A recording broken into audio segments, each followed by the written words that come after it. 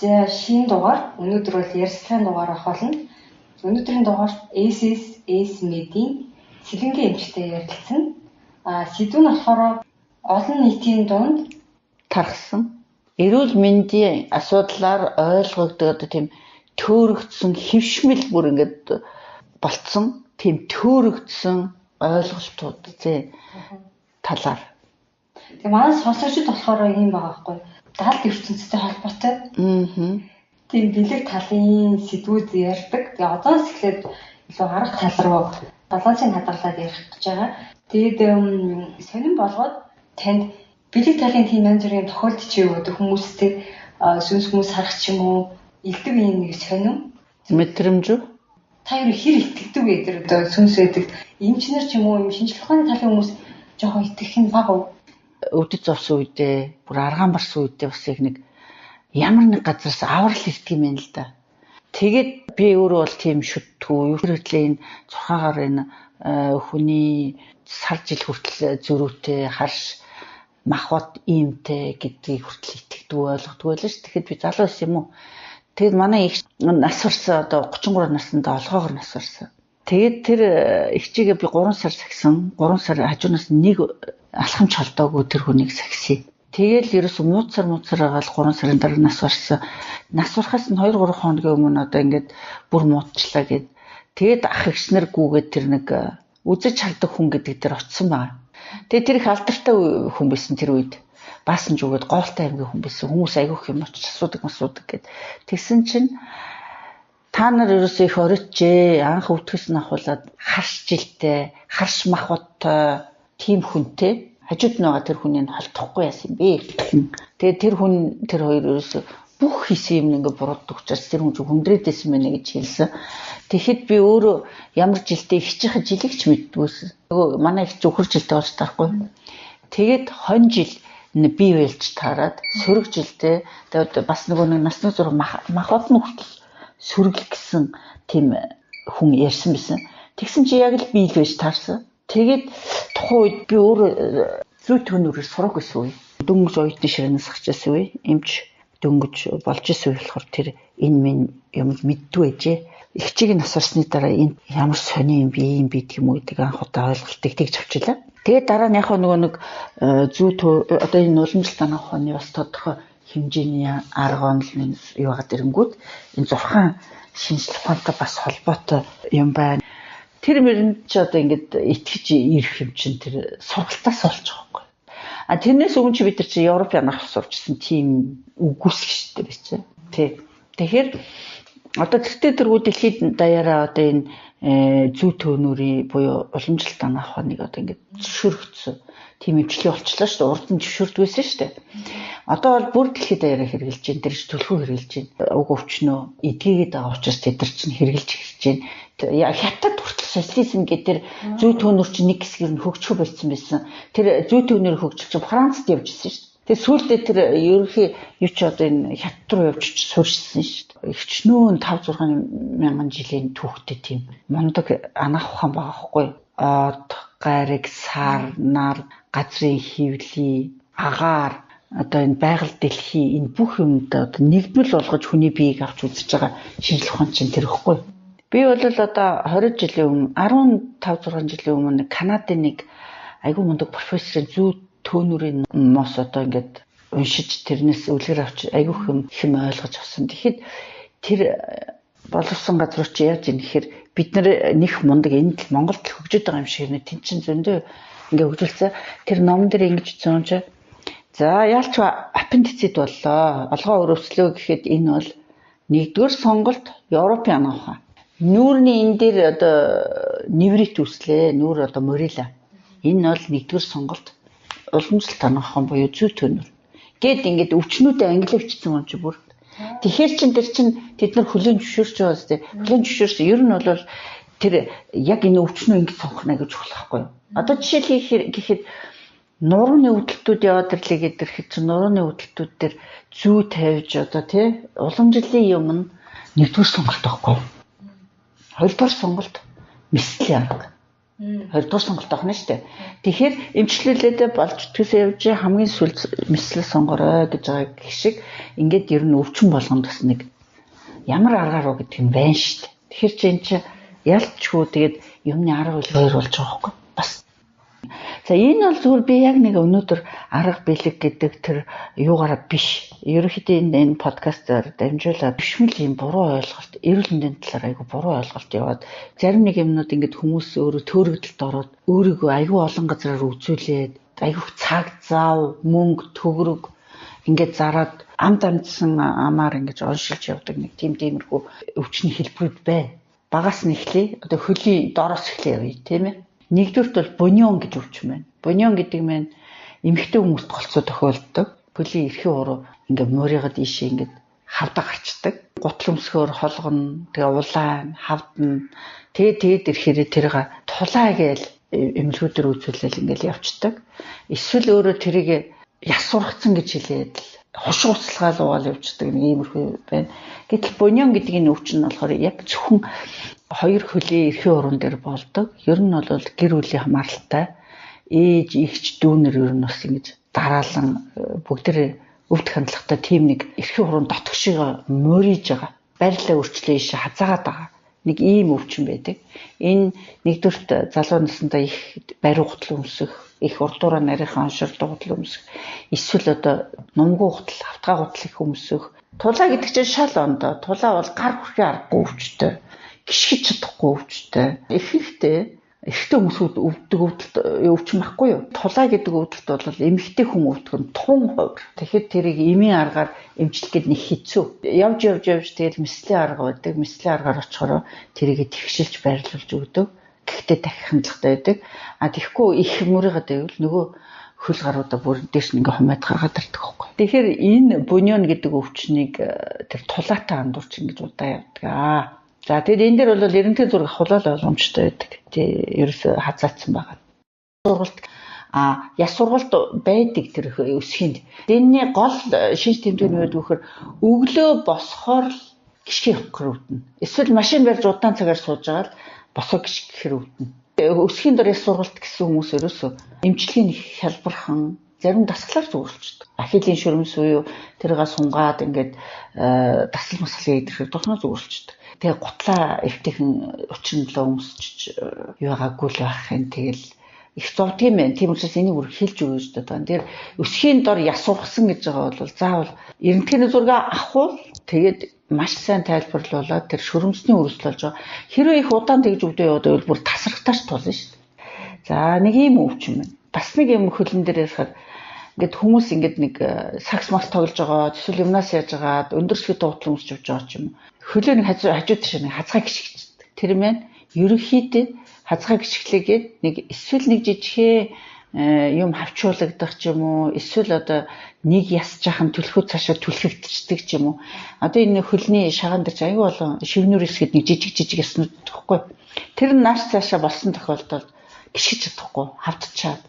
Тэг ингээд доглоод яваад байдаг. Зарим нүрд гэмтэлтэр шууд гипсчдэг. Тэгтэл тэр шивнэрсүүдийг яг тэнд навч ингээд бүхэлж байгаа байдал үүсэж байгаа байхгүй. Тэгтэл тэрий чинь дорн зохицуулаад байрлалд нь оруулаад ингээд 1-2 хоногийн дараа зүгөрлждэг гэдгийг ер нь бас хаана мэддэггүй байхгүй энэ хүмүүс.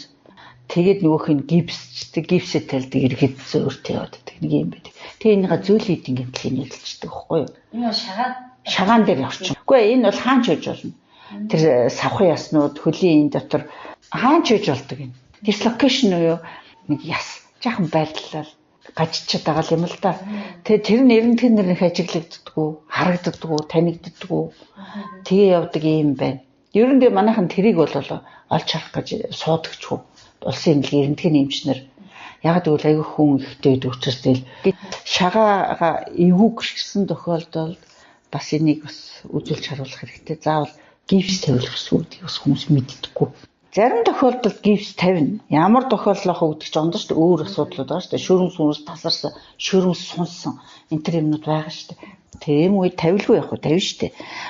Зүгээр нэг хүн зөөлөн эдийн гэмтлээ нэг хайчиж байгаа бол тэнд заавал нэг юм дислокейшн юм байдаг. Тэгээ манипуляц буюу гарын манипуляц хийгээд эвтэх мөлчдөг тийм тохиолдлууд айгүйх байдаг байхгүй юу? Барай маягийн баггүй. Adjustment гэдгийг англиар тодорхой хэмжээний юм салбар байгаа шүү дээ. Бүр adjustment хийдэг.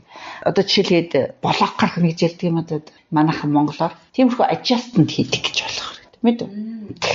Тийм маягаар хөлөө эвтэх байдлаар оруулчихад энэ зөөлөн эдийн гэнт гэж байгаа юмнууд айгүй хурдан илэршдэг шүү гэдгийг ойлгуулах хэрэгтэй байдаг юм аа. Энэ харин подкастаар ярина гэдэг чинь их зүй юм байж. Сонсохныг нь сонсоод ойлгохныг нь ойлгоод ингээд явна. За өшөө бас нэг өөр юм байдгийн. Зарим хүмүүс ингээд хуруунуудаа тулгачаа яваад байдаг. 50-с дээш насны айгүйх юм тулаад мониц явж идэг. Тэгэхээр энэ жижиг үеинүүд хитрхийх монигод ингээд байвал бас л үзүүлэх хэрэгтэй. Эрентгээ авахаар хурууны үдирч идэг, хөлний үдирч идэг. Тиймэрхүү өөрчлөлтүүд бас байдаг. Тэрийгээ тэгээд хүмүүс зарим нь тулаа болгоцсон юм. Зарим нь үе мөчний өвчин болгоцсон юм. Тэгж чад их удаан тэгж явахаар нөгөө артрит үений өвч үүсчихдээ байхгүй. Тэрийг бас мэддэггүй тэгээд айгүйх явж идэг юм тулгалтууд байдаг. Тэр бол бас adjustment хийж гаргадаг. Тэр бол энэ жижиг хуруу мурууны adjustment чи амархан шүү дээ. Тэгээд яадаг тийм нэг асуудлууд байдаг. За цаашлаа явахаар 5 дугаарт нь одоо энэ батганы талаар бүр айгүй сонир мисконцепц буруу ойлголт байдаг. Тэр нь яадаг вэ гэхээр батга хеликобактериас болдог гэдэг нэг эмч хүн тэгж ярих хэсгүй. Хеликобактериас болоо батга үүсдэг гэдэг нэг ойлголтыг хеликобактер одоо гарсан гэдэг чинь одоо 80-90-ад оны үед тодорхойлогдсон шүү дээ. Өхнөөс өмнө мэддгүйсэн. Тэр хеликобактерийг устгах гэж 2 давхар антибиотик хэмжилдэг байхгүй. Тэгэнгүүт нөгөө батгах чинь ингээ улаан батгууд чинь 2 давхар антибиотик яхаж яалчгүй өөр нэг гай болт юм байгаа шүү дээ. Антибиотик хэрэглэхээр тэн чи бактерийн гаралтай юм явж байгаа шүү дээ. Тэгэнгүүт нь хеликобактериас болдог гэдэг ойлголт гараад тэр бүгдээр батга гарсан хүмүүс хеликобактер үзүүлдэг нэг юм зуршил тогтсон юм Монголд. Тэгэхээр энэ маань хеликобактериас болохгүй.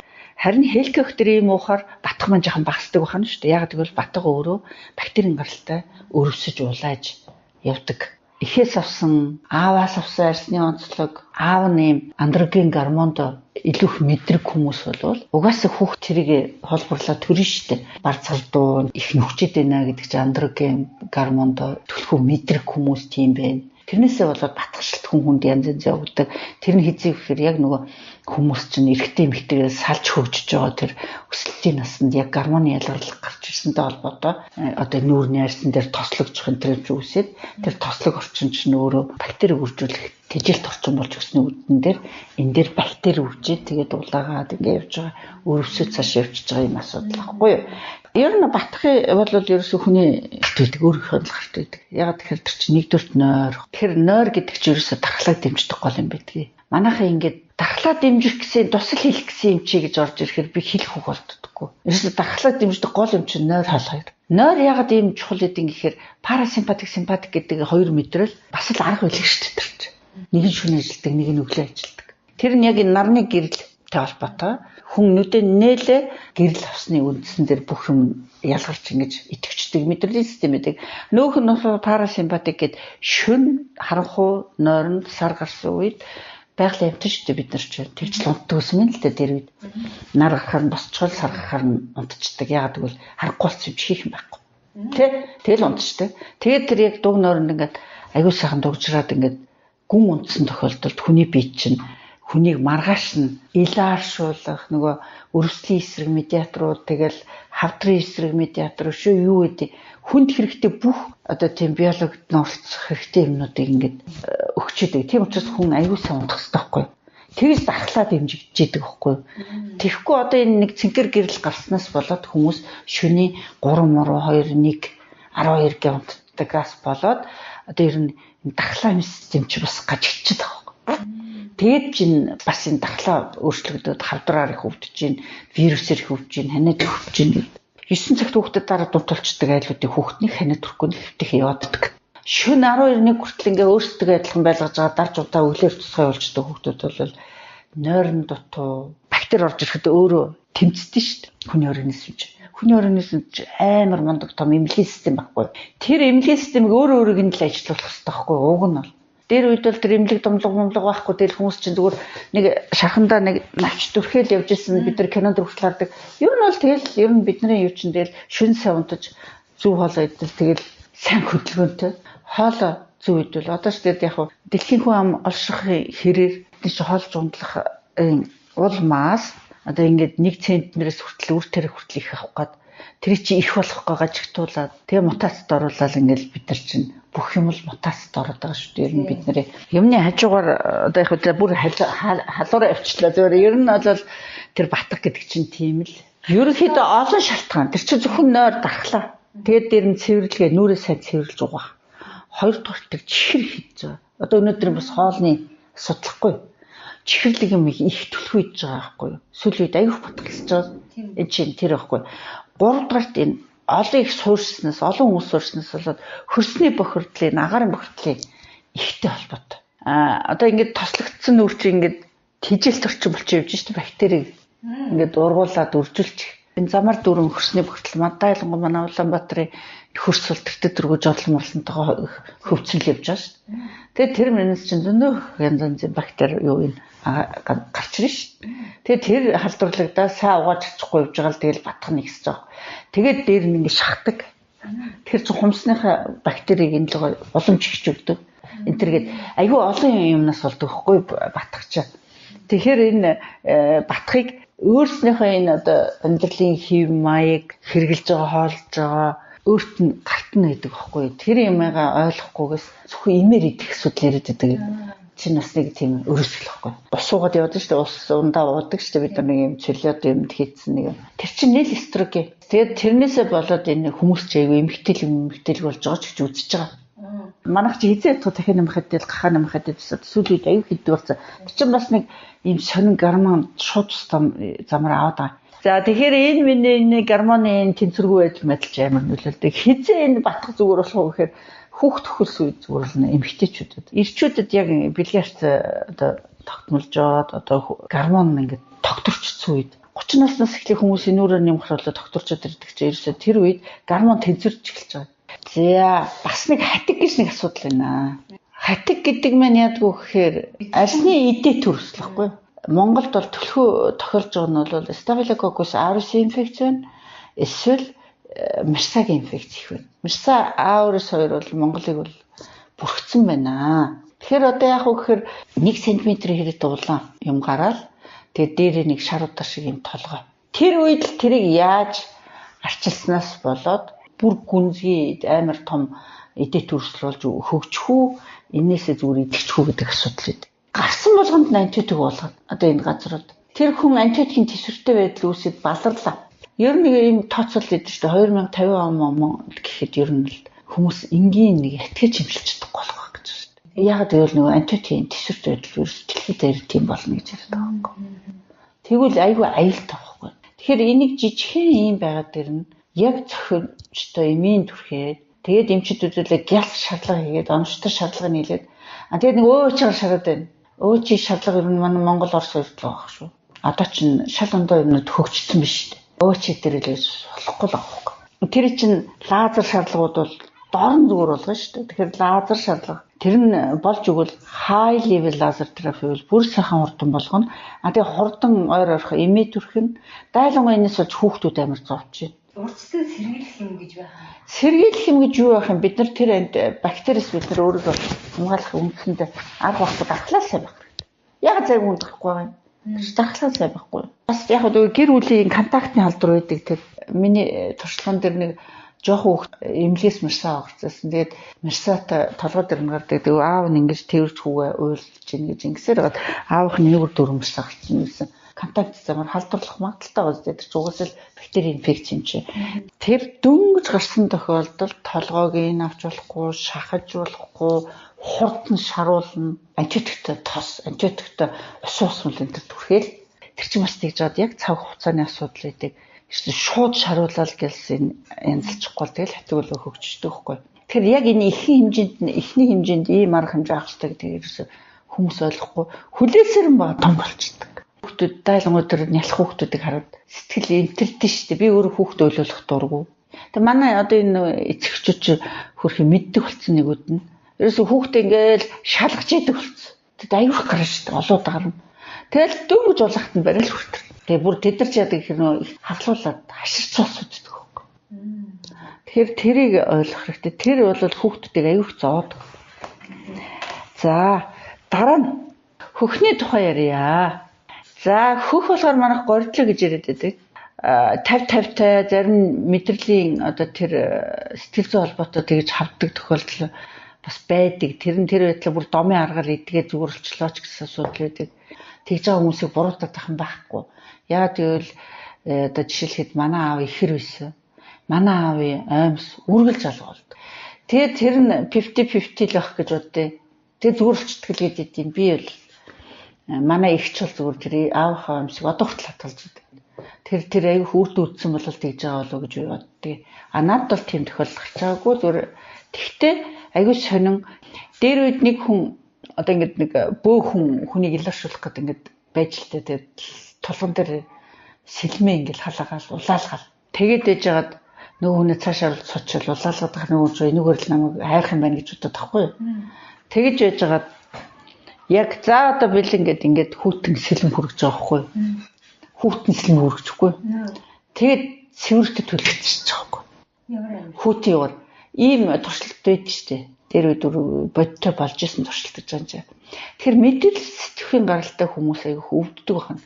Бас нэг өөр жишээ хэлье. Манай ангийн нэг хүүхдээ дүүн эпилепситэй гэж 20 жил юм уужээ. Унаж татдаг байхгүй юу? Тэр чинь маш хортой юм гэдэг. Эпилепси юм гэж. 20 жил уусан. Тэгэд хамгийн саймжт нь онцлуулсан учраас тэгэд итгэчихгүй юу. Тэгж яжгаад над тэр нэг ирсэн. Гэхдээ миний уналт ихсээд байна. Тэргээд асуугдсан чинь эпилепси уналт биш ээ. Би бол надад эпилепси гэж бодохгүй нэ. Чи надад ахаад үзүүлж харуулаач гэж хэлчихгүй юу. Тэгсэн чинь мань хүн аягүй мөнгөтэй, төвөрхтэй их боломжийн хүн байхгүй. Тэнгүүтээ солонгос гүг очиж. Тэгсэн чинь хүн ерөөсөө эпилепси биш. Зүгээр болцолтойгоор өөрөө унлаа гэж бодонгууд би одоо унлаа гэж ягаал ингээл унцдаг байхгүй тэр хүн. Тэ сэтгэл зүйн асуудалтай тэр ундаг гэж бодсон өөрөө нэг итгэц учраас унах гэж ин гэж бодонгууд яг л унж идэг л байхгүй. Тэгээ тийш очиж үзүүлсэн чи эпилепси биш ээ. Чи зүгээр юм ялимгүй зовлонт үзэгдэл гэж сэтгэлж асуудал байдгийг. Тэр одоо нөгөө яана би юмаа цожилсан болов гэл ахин эргэж очивол хаалгаа татаад байдаг хүмүүс байхгүй. Тэр шиг тэр хүн нөгөө унах вэ гэдэг айддаг юм байхгүй. Одоо би яг унах гэж энэ гэж бодонгууд унаад дундаг тийм л байхгүй. Болцолт рефлекс үүсгэж шүү дээ. Үүсгэж сурцсан ба шүү дээ өөрөө. Тэгээ рефлекс ингээл унж шүү дээ. Тэр чинь өөрөө бэлтэж өгдөг өөрөө. За 20 жил гөрөвтэйсэн. Тэгээд амьдрал ах болсон байгаа зү тэр хүн бүр тэгээд харин нөхөр нь боломжтой тултаад чи сайхан амьдрал тахгүй. Тэгээд дараа нь унах гэхээр би ундаг л гэсэн шүү дээ гэдэг чи унах болчихдог гэж байгаа юм. Тэгээ одоо бүр унах болсон гэж. Тэгэхэд чин би горчлоо гэхэд нөөх нь энэ хатуурч нэг газар юм эрхлэсэн гал тийм чангал мангал болохыг үгүйсэхгүй байна шүү дээ. Тэгэхээр энэ тал байж болно, тэр дом байж болно. Тэгээд тэр нь хуурагдаад за би хуурагчлаа гэд сэтгэл зүйн тайвширчгаар нөгөө чивчир чангалсан юмнууд нь суллагдаад тавьдаг иймэрхүү юм байж болно. Энэ домоор янзлагддаг байх магадaltaй. Гэхдээ ихэнхдээ тэнд яадаг гэхээр цорго бөглөвч идэг байхгүй тагларч идэг тэнд цорго нь ингээд цаашаа сүүгээ гаргаж чадахгүй болохоор их хэмжээний сүнийг газар хуримтлагдахаараа зангираад тэгээд тийм бондгор хавдаад өвдөөд удаан бахар тэндээ тэр чинь угаасаа гарч ах хэвээр агаар орж авах хэвээр газар агааргуудад бүгдээр зангирч хар чинь тэнд өөрчлөл үүсэх магадлал гарч ирдэг байна шүү дээ. Тэгээд тэрийг болохоор яг тийм үед нь одоо энэ лимф дренаж гэдэг юм сайн хийж өгч ингээд лимф дренаж нэг хүн хэсэг газрын хийгээд байгаа байхгүй энэ бариачд. Тэгэхдээ лимф дренаж айгүй том юм эндээс явдаг байхгүй ингэж явдаг. Шуунаас эхлээд энэ чи одоо нэг өрөөлөл болчихрах шүү дээ. Айгүй том болчихрах юм байхгүй. Тэгэхээр зэрэг болчихрах хэрэгтний цусан хангамж одоо тэр тунгалгын гүйдэл тэр сүүний гүйдэл явж байгаа шүү дээ. Сүүний зураг эдгээр бүх урсгалыг ингэж жигдрүүлж өгөөд ирвэл тэр гарчдаг байна шүү дээ. Тэгэхээр нөгөө нэг бас энэ лазерын нөлөө айгүй мундаг байдаг. Тэгэхээр энэ лазер шаардлага маань ерөөхдөө айгүй гоё эвэлждэг. Дөнгөж зангираад ирж байгаа хүмүүс зүгээр ингээд эвлэрж ингээд гоочж лазер шарахаар. Лазер ч өөрөө цусан хэмжээ сайжруулдаг, мөн тэр хавийн энергийг сайжруулж өгдөг, өрсөлийн медиаторуудыг ялгаруулж өгдөг, өрсөлийн эсрэг үйлчлэгийг болдог байхгүй. Дөнгөж энэ горьдсон гэж байгаа үедээ домоор болохгүй бол гяс ирээд лимф дренаж гэдэг юм хийлгээд лазераар шаруулчих хэвээр маа гэдгийг хүүхнүүд мэдэхгүй тэгээд айгүй зовдөг байхгүй. Тэгээд хаглуулаад энтер тэгдэг.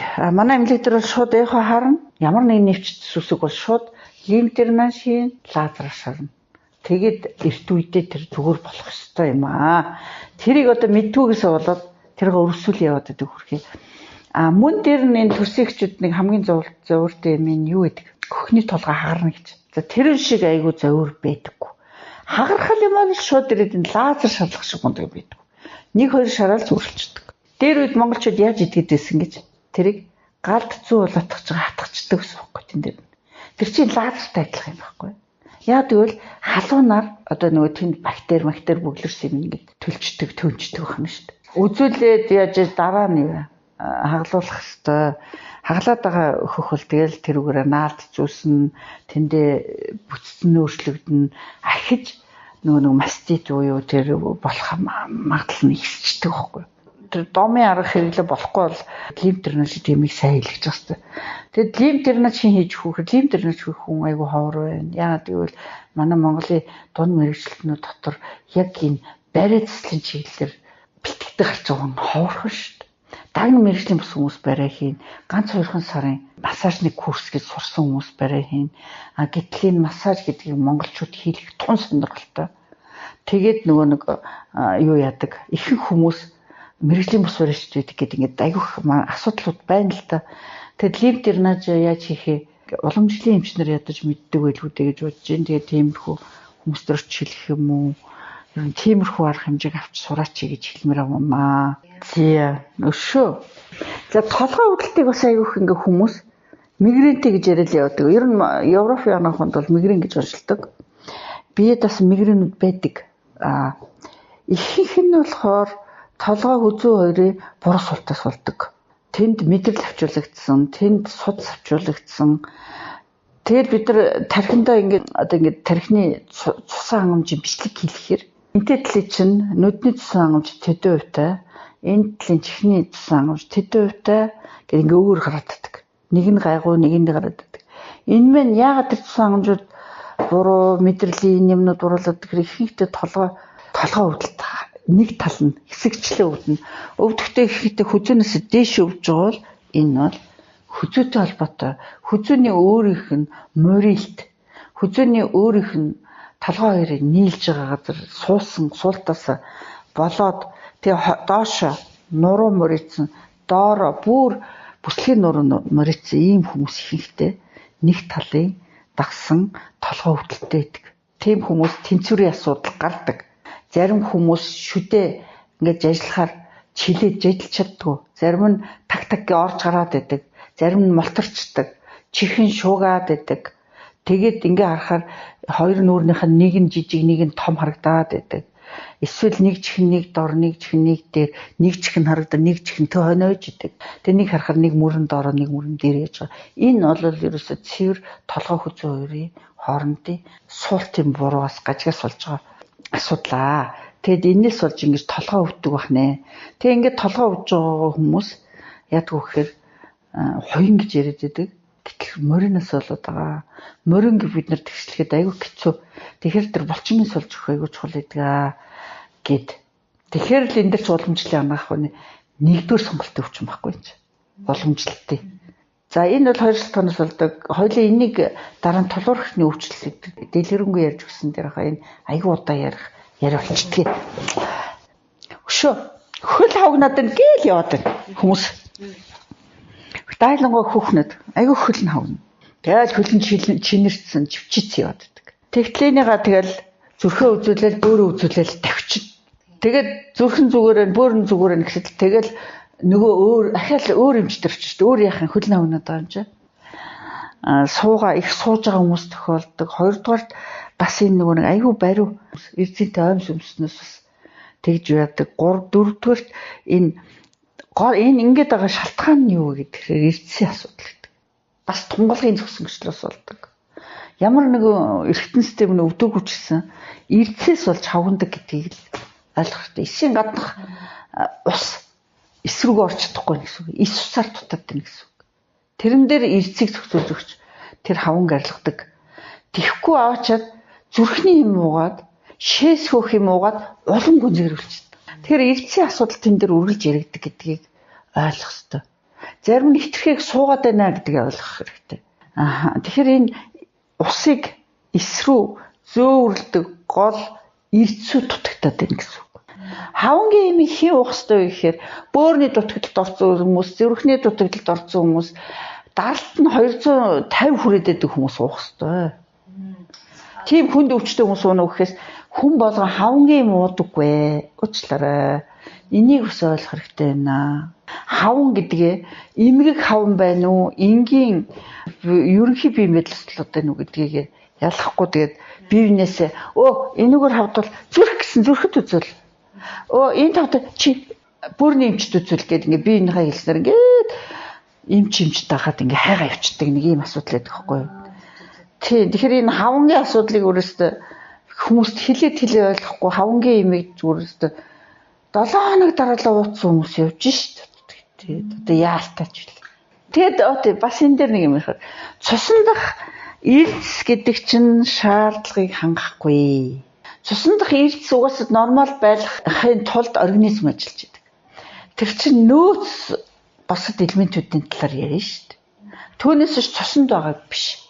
Цусанд байгаа юмнууд чи яадаг гэхээр угаас нормал байхгүй бид нар эмгэг хүмүүс болоод тэр нормал харьцаанаас жаахан л доошлоо ороод ирэх юм бол бид нар чи шууд сэхэнд орно шүү дээ баг. Тэгэхээр цусанд дах эрдэсийг үзээд одоо хүний энэ бүхэл биеийн эрдэсийн агуулмжийг тодорхойлно гэдэг маш өөрөөр ойлголт байхгүй. Тийм учраас тэр цусанд үтсэн эрдэсүүд ихэнх нь хэвийн гардаг охно шүү дээ. Манай зэрэг нэр яг ингэсэн юм шүү. Цаацх чинь цусаар ингээд шинжилгээ өгсөн чинь дайжуу боломжийн Д витамин нэлээд муу байна.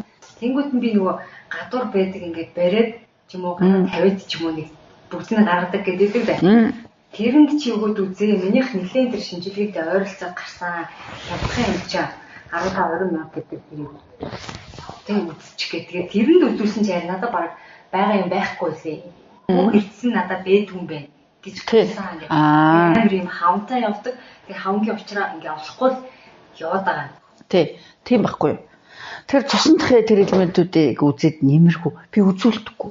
Хүмүүсийг тэгж мөнгөний үрээдэггүй. Амар үнэтэй 130-40 мянган цасаар үзнэ. Тэгэхээр бид нар тэрэн дээр ач холбогдол өгөөд юмыг олж харахгүй. Шууд л битмээ уучраа. Үгүй. Үзэл шүү дээ бас. Янз янзын аргууд байна шүү дээ. Үсээр нь ДНК-г нь үзээд англи руу явдаг шинжилгээ байна шүү дээ. Одоо энэ юунд ч үзэж байгаа шүү дээ. Евростаар тэр яадаг вэ гэхээр нөө хүний бид байгаа шимэг чорхоо тэгэл одоо металл тэгэл идэж болох хүнс идэггүй хүнс юунд харшилтай гэдэг бас нэг тийм арга байна. Өшөө ер нь бол тэрийг одоо энэ биомагнитны аргаар үзэж байгаа энэ шинжилгээнүүд 90% магадaltaй шүү дээ. Тэр сайн тэр үзээд байгаа аргууд ч ингэж үзээд байгаа.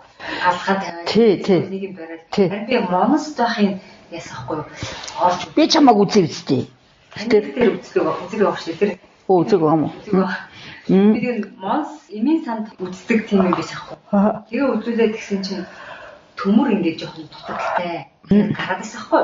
Тэгээ би ч ер нь ингээд жоохон дутагдaltaй юм шиг л багасаа тийм байсан. Тэнд гайгүй хэврээ боломжийн байгаа. Тэгээд тэгснээр би ч өсмөс унснаас бүр шалтгаалan байж байгаад явж байгаа тэр ферритин гэдэг чинь гооч өөрөө мэдчихэж байгаа байхгүй юу? Ямар ч юм ч надад тэр ферритинээ өгөө тэр чинь төмрийн цусан дах нөөц юм байлаа шүү дээ. Цусан дах нөөц идүүдэд байгаа нөөц. Тэгээд цус өөрөө төмөр дутагдтар тэр идүүд суудсан байгаа төмрүүдээс хэрэгжилж эхэлдэг байхгүй. Тэгээ манай эмч нар нөгөө нарийн үнцээр нь юм чинь ойлгомоор нь шүү дээ тий. Хадэр хааны тийм нарийн тайлбар. Тэгээ яриа сууж явах юм чи олдохгүй шүү дээ. Ер нь тийм байсан дээр гэж байгаа. Тэгэхгүй хитрхийг тайлбарлаж хөрөх хүмүүс дутуу ойлгоод тэрүүгээрээ бас өөрийгөө овер реактлж бас өөрсдөө эмчилж их юм болж нэг нэгэндээ зааж тийм аюух биш шүү дээ монголчууд.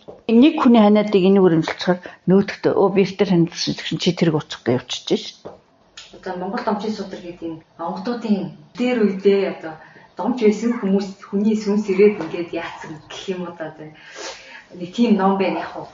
Тэн дээр ямарваа нэг юмыг бол устгахгүй харин тэрийг хувирах гэж л хичээдэг байгаа байхгүй ингээ харангуй. Яг үнэ. Тэ. Тэгэхээр энэ эмийн бодисод чинь хүний биед ялгардаг юмнуудыг химийн аргаар дуурайлгаж хийгээд өгч байгаа асуудал. Тэр юмыг энэ лазер чинь чиний биед өөрсдөө ялгаруулдаг байхгүй. Тэр номон дээр уншсанаар бол ер нь бүх юм мэдээлэл гэж үздэг. Мэдээллийн урсгал юм байна л да тийм. Бид байгаа тэр эдис чинь үүсэхдээ нэг мэдээллийн дагуу үсээд тэгээ юу хийх ёстой юм тий. Тэрнийхээ дагуу ажиллаж байгаад тэгэнгүүт одоо хавдрын эс чинь анх үүсэн тэр мэдээллийнх нь юу өөрчлөгдөд буруу мэдээлэл нутацд орсон гэсэн үг. Тэгээд өгөх ёстой байсан бол өгч чадахгүй. Тэгээ бүр амар хөгждөг мөгждөг болчихж байгаа байхгүй тий. Тэгээд тэрийг нь болохоор хэрвээ эсийн төвшөнд одоо энергиэр өөрчлөх чадвартай тэр эртний домч хүмүүс бол тэнд мэдээллийн өөрчлөлт юм яа энергийнхаа төвшөнд. Тийм өнгийн гэрлээ, тийм юугаар муугаар гэх ингээд бичсэн лээ тэгээд менежмент чадах ш. Тэгэнгүүт би бодсоо тэр хавдрыг гэрлээр яадаг. Хавдрын эсрэг антибактери эсрэг вирус эсрэг лазер авах гэдэг. Тэр биений харин хооронд нь үнэхээр байж магадгүй байна гэсэн бодол төрөд тахгүй юу те. Одоо чинь нөгөө механик аргаар гэрлэлээр сундах эд эсэд мэдээллийн одоо зөв болгож өгөөд юм гэж би бодлоо. Тий. Одоо хавдрыг ихний шатанд гэрлэлээр эмчилээд байдаг шүү дээ. Яг тэрний нэг юм бичиж хувилбар юм болоо гэж би хараад. Гэхдээ энэ хавдрын юутай одоо өөр бодис хүргэгч бодисуд өгөөл тэр нь бүх хавдрын дөрч суудаг тийм уус мөл хийчихэж байгаа шүү дээ. Одоо турмерик биш үү? Турмерик ч өөрөө хавдрын эсрэг антиканцер байхгүй. Тэгэхээр турмерикээс гаргаж авсан уус млаа суцаар хийнгүүтээ араас нь тодорхой лазерын тодорхой долгион байдаг байхгүй. Одоо эдгээр чинь өөр долгионы урттай гэрлэдэг байгаа шүү дээ. Тэгэхэд хавдарт бас нэг өөр долгионы урттай лазер ирдэг байхгүй. Тэгээд тэр имийг хийгээл нөгөөхрөө шарчин. Тэгэхээр яг нөгөө хавдрын сэдвэр чи суучин. Тэнгүүд тэн дээр тэдэр чинь гэж. Би энийг хөгжүүлэх байгаа заяа. Энд ч одоо хөгжөөд антиканцер болцсон эмчилгээ тэр төвшөндөө явж байгаа. Би л зөвхөн фото одоо энэ интравенус хэлбэрээр хэрэглэж байгаа. Энд чинь фотодинамик терапи болоод тэгээд тийм тодорхой өөр юм сэдвчтэй. Тэгээд тодорхой байга очоод байн дээр очиж суучдаг. Тэгээд араас нь лазер хийдэг юм эмчилгээнүүд байна шүү дээ. Тэгээд танаас өөр бол хаана ингэж лазер хийж байна? Тэр нэг чингүнд байгаа. Тэднийх сая 750 гэсэн. 10 удаа. Тэднийх нэг юм нь шар гэрэл илүүтэй, бас нэг гэрэл илүүтэй, хоёр гэрэл илүүтэй. Тэгээ сая 700 дээр байдаг. Гэхдээ үйлдэлүүд нь давцдаг байхгүй. Тэд нар тэгээд 5-10 минутаар хийдэг. Нэг гэрлийг залгаахгүй тул 10-10 минутаар 5 гэрэл явчихдаг байхгүй. Энэ нөгөө 10 гэдэг аяа тайлбарлаа. Ягаад курс нар болоод байгаа? Тэр болохоор ингэж байгаа байхгүй. Одоо ингээд нэг цаг ингээд юу шарна штэ. Одоо гэрэл өгнө штэ. Тэгэхэд тэр гэрэл одоо жишээлбэл нэг цаг суухад 20 минут улаан гэрэл 20 минут нөгөө 20 минут зингэр байхад цусны элементүүдийн тодорхой нэг 8-9% л гэрлэж ингэж өнгөрч тусна. Чи ямар өдөржингөө сууж илдэг шүү дээ. Тийм үстэй. Тэгэд 10 өдөр дараалахад энэ эргэлч өөрчлөгдөж шүү дээ. Тэгэнгүүтээ 10 өдөр болоход нэг 80-аас 90% гэрлэж шингээж авсан байгаа гэсэн ойлголттой. Босоод шууд хүн лазер гэдэг бие байсан бол нүүр мөрөн дээр ингээд нэг гэрэл тавьдаг шүү дээ. Гэрлээ маск таск. Тэрнэрхүү юм төсөөлж магадгүй гэж би бодоод байна. Эсвэл нөгөө нэг юм лазераар мингүү ургацгаа аваад ингээд тэр шиг гэж ойлгоод байна тий. Магадгүй гэж бодоод байна. Энэ болохоор шууд цусан дүүл. Цусан дотор оруулж тавиад цус ингээ эргэлдээд явж явах хоорондоо гэрлийн шингээг өнгөрөөд байгаа асуудал. Одоо бидний чинь өрөвслөг дарахын тулд цагаан эс гэдэг юм ажилдаг заяа. Улаан эс биднийг тэжээлийн үүргийг их гүйцэтгэдэг. Тэгэхээр тэр цагаан эс одоо бүр YouTube дээр та нар ингээ харах юм бол энэ электрон микроскопоор ингээ цусыг харж байгаа. За ингээд нэг бахан цуснууд тавьчлаа. Тэгээ тэрлэгөө ингээд одоо яг энэ улаан гэрлэг чинь ингээд 15 минут ингээд шарчээ. Тэрний дараа ингээд микроскоп харна штэ. Тэнгүүтэл явдаг хөдөлдөг эс чинь цагаас штэ. Тэнгүүд цагаас яг 15 минут ясны дараа зүр хөдөлгөөнд дөрөв зүр ингээд хүүхлийн кино шиг. Ингээд бактери хөөгөө зүр ингээд залгиад тэр чин цагаас чин бактерийг залгиж авдаг байхгүй. Тэгсэн чинь нөгөө чи зүр ингээд морилцаад ингээд хөөгөө. Ингээд ангууч шиг юм штэ. Хүүхэлтийн кино шиг байхгүй. Тэгж явна. Улаан эснүүд өөр ирэхгүй ингээд нөгөө наалтсан байгаа улаан эснүүд чи ингээд салаад ирнэ. Сосиск шиг болцсон юм шүү дээ. Цус тэгэхээр хям шиг болцсон юм. Улаан эснүүд давхарлаа. Тэнгүүд гэрлэж шорсны дараа нэг нэгээрээ салж эхэлнэ. Ингэхээр цус шингэрч байгаа. Бүр инээдтэй шүү дээ. Бүр энэ дэр чи үзүүл бүр электрон микроскопоор зургууд байгаа. Слайдууд байгаа. Энэ сосиск болсон юмнууд чи ингэ салцсан баг. Энэ. Тэр чинь нэг цус шингэрж байгаа байдал. Одоо энэ цагаас acidic bacteria and parasites. Энэ паразит. And yeast begin to flourish. Энэ мөгөн цус. See healthy blood cells here. Энэ юу? Yeast мөгөн цус. Тэгээд юу яач энийг юм дураар үнэхээр амжихаар бүх агуулсан байна. Тий. Тэгэхээр дараагийн юм дээр та юу ярих бодолтой байна? Тэрийг товч хэл. Ярих юм их вэ? Лазер эмчилгээний тухай ярмаар байна. Монголд одоо эмчилгээний лазер гэдэг юм 2009 онд энэ гоо сайхны лазерууд орж ирж байхад би яг эмчилгээний лазерууд оруулж ирсэн анхны.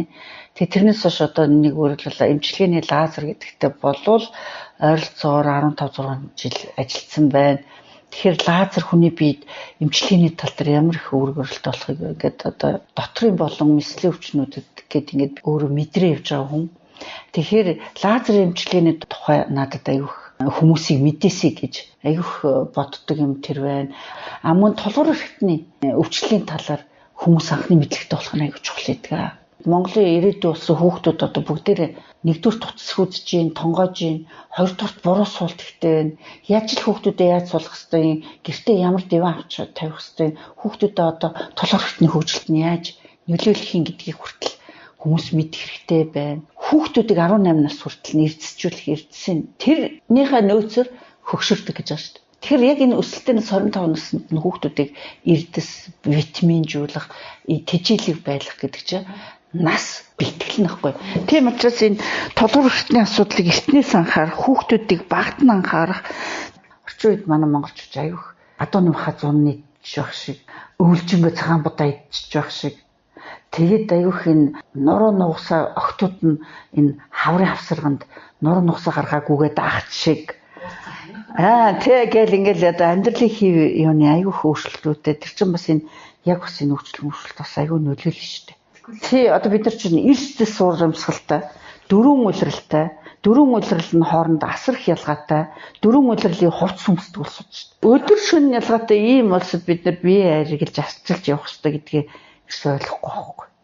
Тэр идэх юм нь хүртэл чухал. Хизээ одоо адууны махыг бид нар 100 иддэг гэсэн. Адууны мах 100 иддгээс удаа сая тэр 10 хэдэн морич аваачаад махалчж байгаа юм биш үү? Бүр шал дургуун өрмөр. Тэр мах идэхдээ халуун 100 байтугай хав одоо сүүл рүү ч хүртэл идэхгүй тэр чинь халуун чанартай илэгний хүч ихсэн. Илэгний вирус идэвчин. Тэр номон дээр болохоор хэлсэн байгаа Монголд авчихсан тэр хүн өөрийнхөө дааж чадах тэ эрчим энергийн төвшний тэр малын махыг идсэн зөвөө гэж байгаа байхгүй. Тэгэхээр яг нь морь шиг чи амар их тэг хөдөлдөг тий чадвартай байх бол морийг ид. Тийм морины мах идэж чадна болно. Тэгэхгүй чи суугаа ажилтай ийм хөдөлгөөн. Бид нар тэгэхээр үхрийн мах айгүй яаж байгаа тохирч байгаа айгүй залах уу? Тэр чи айгүй явдгүй мал шүү дээ. Тий. Тэгэд хончин бас нэлээ явж идэг юм шүү. Тэгэхээр энергитэй байдаг байхгүй юу? Тий. Тэгж чаддаг юм аа л идэж байгаа. Тий. Одоогийн монголчуудад адууны мах ер нь бол сайн гэхдээ идэх үедээ л ид. Тий айгүй баг идэхгүй бол шингэж. Одоо дэлгүүрээр дүүрэн кац үйж шүү дээ. Тэгээ тэр чи аваад идэж байгаа шүү дээ. Хотынхан бол тест тийм явах. Тий, яг даарч байгаа хөдөө тэр мал салд яваад яаж байгаа хүмүүс тэр одоо шарц сүхлэгчээл хондоо өвдгсөн гэж байгаа шүү дээ. Тэр шиг тийм. Тэгээ манайхан ч одоо нэг 100 цагаа идэж, намар нь аргаан ууж, өвөл нь махаан идэж, хавар нь атаасан юм иддэг юм байсан шүү дээ. Тэр цагаан будаа чи иддэггүй. Иддэггүй. Жинхэнэ шар удааг л халуун чанартай. Тэгэд яг шар удаа ч явж хамгийн сайн будаа юм билээ шүү дээ. Хавдрын стежинг тэмцдэг будаа шар будаа юм бэл. Бөөр мөр гэх их сайн. Бөөр гэхээс илүү хавдрын эстэй тэмцдэг. Хавдраас сэргэлдэг ганц удаа ч шар удаа шүү. Тэр номон дээр хавдрыг эмчлэх тухай байгаа. Чи над тэр ном уншвал би тэр ядарч лазерыг уншаад. Яараа олдгүй амар сэрнэ би гэртээ одоо хайгаад олдгүй. За тэгвэл дараагийн юм дээр бол ярил амар их юм байна шүү дээ. Би өөр ядарчлаа ирсэрсэн чи. Хам хуурч.